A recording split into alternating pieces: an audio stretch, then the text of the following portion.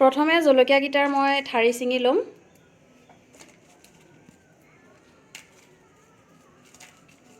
গোটেইকেইটা জলকীয়া এনেকৈ ঠাৰি ছিঙি লম।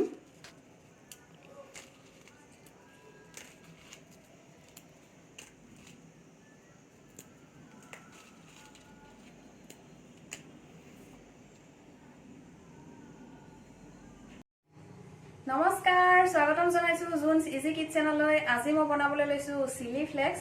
এইটো অকল ইটালিয়ান খানাত ব্যৱহাৰ হয় তেনেকুৱা নহয়, আমাৰ ইণ্ডিয়ান খানাতো এইটো ব্যৱহাৰ কৰিব পাৰি। এবাৰ বনাই থৈ দিলে আপোনাৰ ৩-৪ মাহলৈ নিশ্চিন্ত মনে ব্যৱহাৰ কৰি থাকিব পাৰি। বনাওতেও খুব কম সময় লাগে, বজাৰ বিচাৰি হাহাকাৰ কৰি থাকিব নালাগে। তে আহকচোন আজি চিলি ফ্লেক্স বনাও।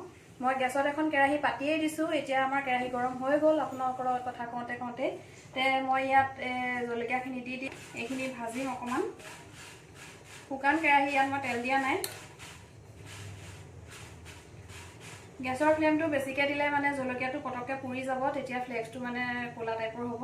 সেইটো কাৰণে গেছটো কমাই দিছোঁ আৰু লাহে লাহে ভাজিম যাতে ৰঙা হৈ থাকে। এইটো পিজ্জা, পাস্তা ইয়াত ব্যৱহাৰ কৰিব পাৰি। ভাজি যিকোনো ভাজিটো ব্যৱহাৰ কৰিব পাৰি, আলু ভাজিটো দিব পাৰি।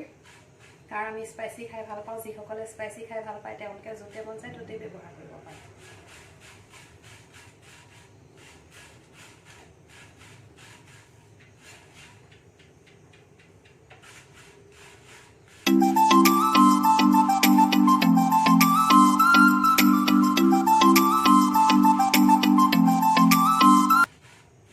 প্ৰায় 2 মিনিটমান সময় মই এইখিনি ভাজিম যাতে অকণ মচমচীয়া নিচিনা হৈ যায়।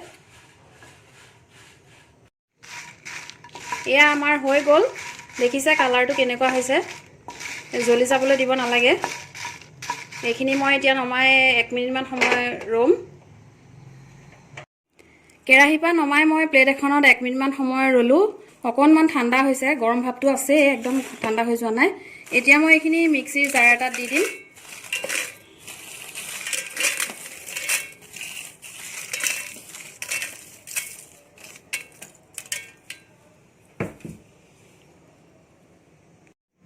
মই এতিয়া এইটো চলাই দিম।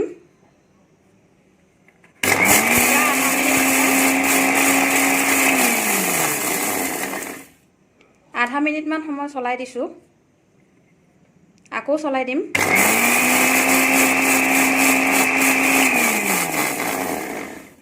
হৈ গ'ল মানে 1 মিনিট। এবাৰতে দিব নালাগে, আধা মিনিট দিলে তেনেকৈ দিলেই হ'ল। এতিয়া লগালগ ঢাকনখন খুলিলে নাকত লাগিব। এতিয়া মই অকণমান সময় ৰওঁ। আমাৰ চিলি ফ্লেক্স ৰেডি হৈ গৈছে। আপোনালোকে যদি ভিডিঅ'টো চাই ভাল লাগিছে লাইক কৰিব, কমেণ্ট কৰিব, শ্বেয়াৰ কৰিব। চেনেলটো যদি নতুনকৈ চাইছে ছাবস্ক্ৰাইব কৰিব। এয়া আমাৰ চিলি ফ্লেক্স ৰেডি হৈ গ'ল। লাগিছেনে বজাৰৰ নিচিনা?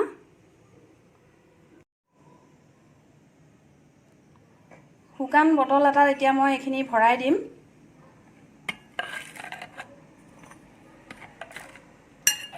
এনেকৈ আপোনালোকে বনাই ৰেডি কৰি ৰাখিব। যেতিয়াই মন যায় তেতিয়াই ব্যৱহাৰ কৰিব। ভিডিঅ'টো চোৱাৰ বাবে বহুত বহুত ধন্যবাদ।